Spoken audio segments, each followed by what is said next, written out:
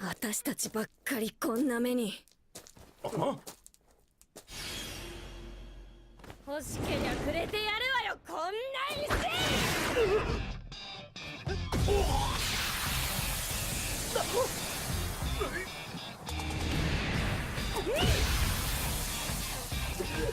やるって何？いや、誤解っす。デカパイがなんだって？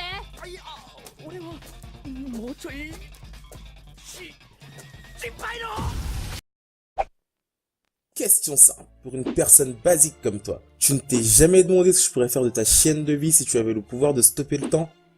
Imagine les opportunités potentielles qui pourraient envahir ton simple d'esprit. Littéralement, le monde à tes pieds. Ce serait cool, hein? Vas-y, à vous. Bah voilà, c'est exactement ce sentiment que va tenter de nous faire ressentir Seita Oreo.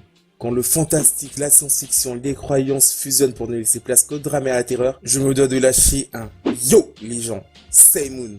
Et aujourd'hui, on parle Kokoku.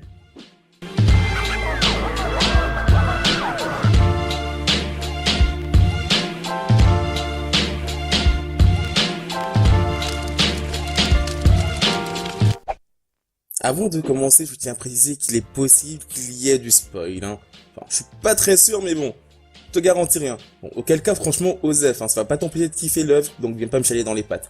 Bref, Juri Yukawa, 28 ans célibataire, à la recherche d'un emploi pour quitter sa famille de recasser et prendre son envol vis-à-vis d'eux, genre son indépendance. Parce qu'en fait, la vie familiale de Juri n'est pas très facile. Entre son frère accro aux jeux vidéo, son père sans emploi, son grand-père à la retraite et sa sœur qui élève seule son fils, la situation semble être hors de portée pour cette famille de japonais moyens. Mais un jour, élément déclencheur de l'intrigue, son neveu et son frère en fait se font enlever. Les ravisseurs demandent une rançon de 5 millions de yens en liquide dans la demi-heure qui va suivre sous peine d'exécuter les otages. Donc à partir de là, on s'en doute bien, incapable de rassembler la somme et d'aller au point de rendez-vous en si peu de temps. La situation semble alors franchement désespérée pour Juri.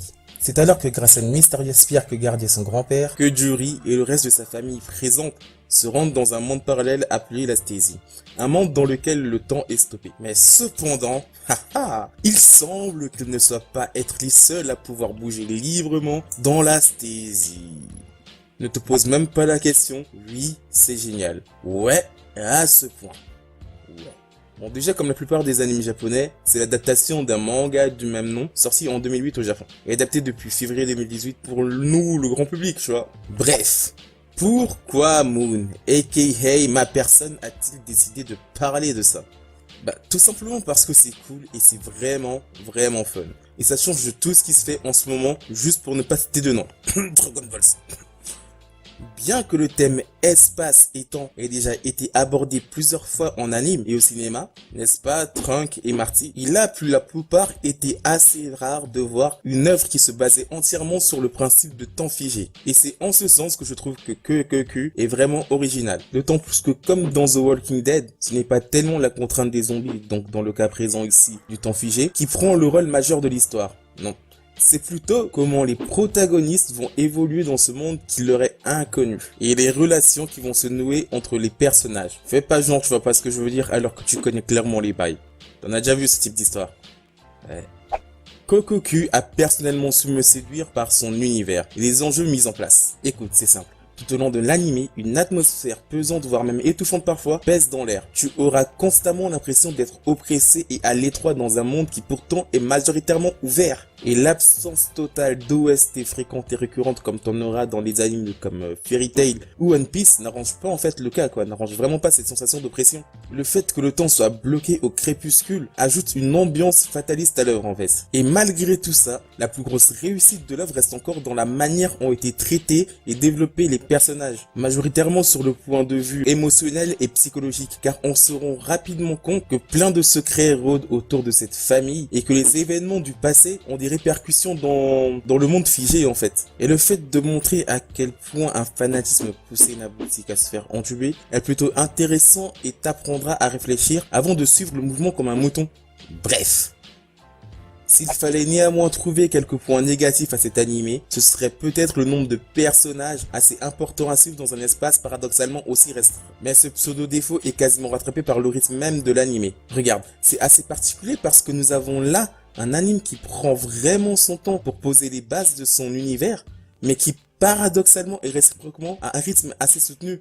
Il n'y a pas un seul instant où ta rétine ne sera pas violée visuellement, tellement c'est beau, dynamique, fluide et rythmé. Bref. L'anime est très bien parti pour être un franc succès, au même titre que Steins Gate ou Devilman Crybaby. Hashtag va voir mon ancienne vidéo. Je ne peux que trop vous conseiller de regarder les 8 épisodes qui sont sortis pour le moment, car ce serait vraiment du temps bien investi. Et puis, c'est Moon qui vous le dit, les gars. Pourquoi attendre, franchement? Bon, la flemme de continuer à te parler d'un truc qui saura te convaincre par lui-même. Si tu te bouges juste un petit peu le huc pour aller le checker. Bon bref, moi je vais me taper un stom, donc tu connais les bails. Tu t'abonnes, hein, tu likes, tu partages ou tout ce qui va avec, voilà. Ah, et pour une fois en fait, j'aimerais bien en fait avoir ton opinion sur l'espace commentaire pour voir ce que t'en as vraiment pensé de cet anime. Ça m'intéresse vraiment, je suis assez curieux, j'aime bien en fait tout ce qui parle un peu d'espace-temps, des trucs comme ça, tu vois, donc j'aimerais bien voir en fait la manière dont toi tu vois la chose, tu vois. Bref, bon, vas-y, trop la flemme, je te dis peace!